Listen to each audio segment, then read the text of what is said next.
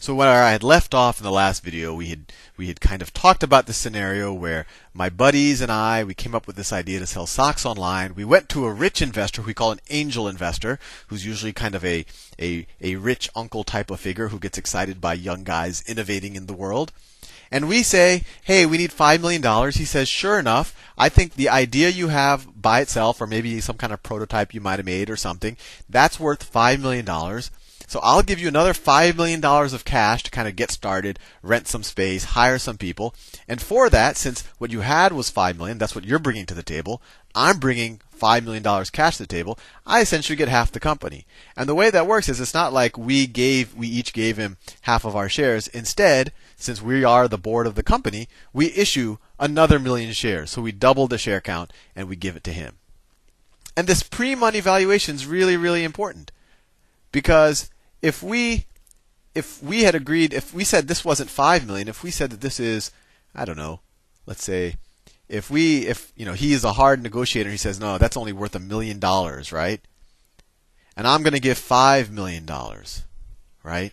So let me ask you, how many shares would we have to issue? So think about it. If he was a hard negotiator, let me draw it down here, so I don't want to mess up the issue. Because our idea, it really is a hard thing to estimate what an idea is worth. So if he negotiates hard, and at the end of the day, we're desperate. Financial markets have collapsed, so we'll take money from whoever's willing to give it to us, and we really want to quit our jobs. So he says that what we have right now, our idea, is only worth $1 million. Right? And he's going to give us $5 million. So how many shares do we have to give him? This right here, this is 1 million shares.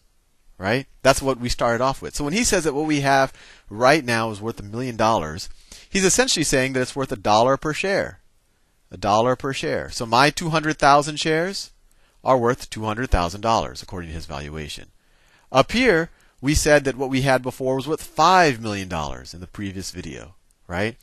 If what we had before was worth $5 million and there were 1 million shares initially, right? This was the 1 million shares. Then the pre-money valuation, or actually it's the valuation either pre or post-money, would be $5 per share. $5 per share.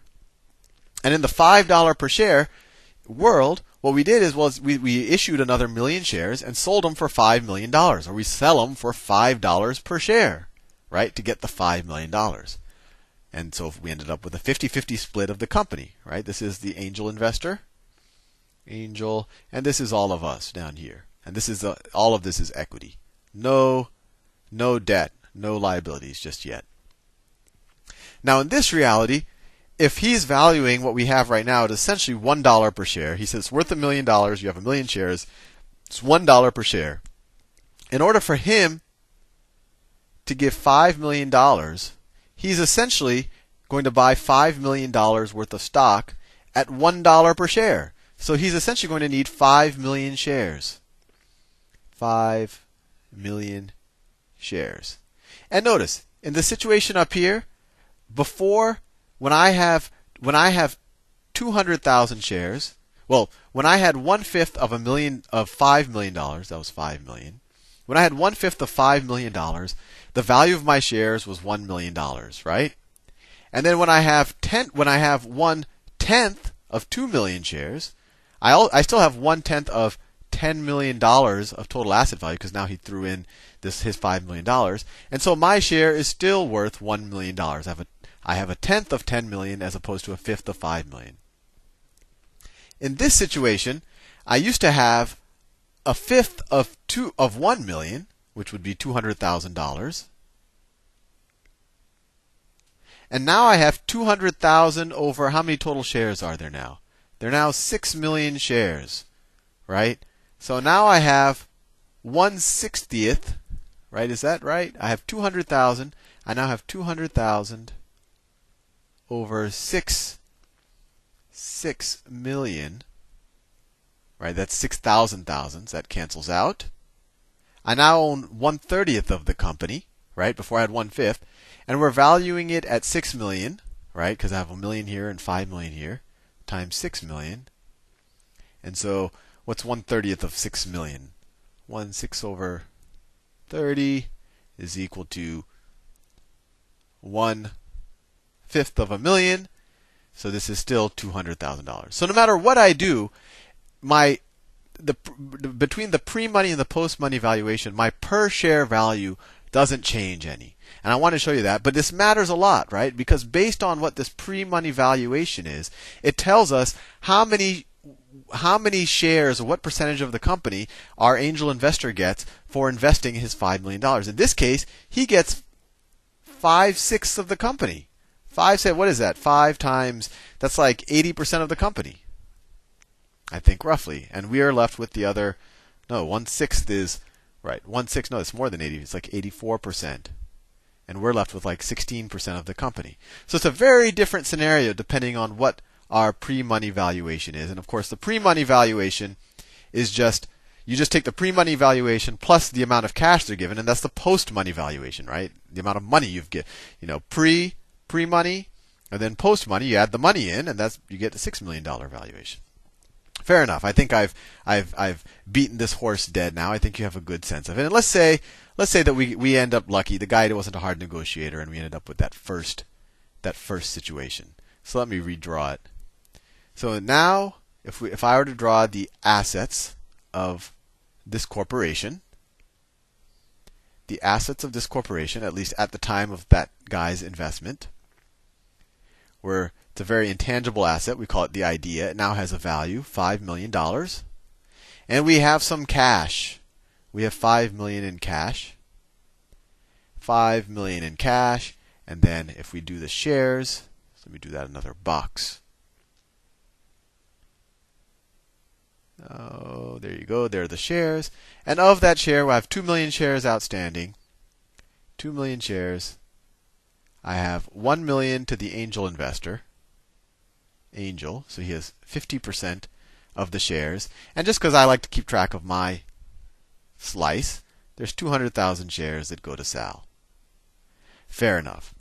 Now, obviously, the whole point of this wasn't just to negotiate and raise money and quit our jobs. The whole point of this was to start a business. So let's say we take this $5 million, we start hiring people, and really our first step is to build out our website and just kind of have a working site going. So let's say we burn through $4 million of that and we build a site. So let's say we only have $1 million left. This is, maybe 6 months in the future. We all quit our jobs. We got some fancy loft-like office space. We got a foosball table, and we also built a website. We hired some graphic designers and things. And so we've burned through most of our cash, and we're starting to get a little bit worried because we haven't made a profit yet. But we have a neat website. Right? Something that, when we went to the angel investors, we just had an idea, a business plan, and we just had, hopefully we had our charisma and we were able to sell the guy on the idea. He thought it was, we're going to be the next dominant sock player in the world. But now we actually built something. We took his money, and as promised, we built a nice website, and now we need to raise more money. One, because we've hired 50 people, and this $1 million isn't going to last us too long, and that would be a shame to run out of cash just when we're getting off the ground. We now actually have a real website and offices and all of that. And we want to raise some money because we want to put up some AdWords on Google so people know about our site. We want to spend a couple of $1 million for a Super Bowl ad so people know that they can get stocks online now. So we have to raise more money. And now at this stage, we would go back to the venture capital community, but we wouldn't go to the angels. The angels are the guys who like the big picture, who want just to kind of throw some money into an early idea, and it's usually a relatively small amount. Actually, $5 million would be a large amount for an angel. We want to go to kind of real professional VCs now. And what we would do is we would go to a seed VC. So seed VCs are kind of the first round, and each round is kind of every time you have to go back to the till to raise money. That's kind of a round of financing. But seed investors, so there's a lot of words for it, but seed investors are usually VC investors who are actual professionals at what they do. They're actually managing other people's money. And we'll do another video on how they raise that money, and it's very related to how private equity firms and hedge funds also raise their money. But they're usually managing other people's money, while a angel investor is usually, he's just sitting on top of a big pile of money and likes to play with it. So they're managing other people's money, and they tend to, have some fancy MBAs that they just hired who will make models and do projections and negotiate a little bit harder with you when you're actually trying to get a value on your business. But we have to go to these guys now, and they have some value. I mean, they'll connect us with other dudes, and they have experience starting businesses. They can introduce us to other people who've done similar things, and all the rest, help us network and help us manage the business.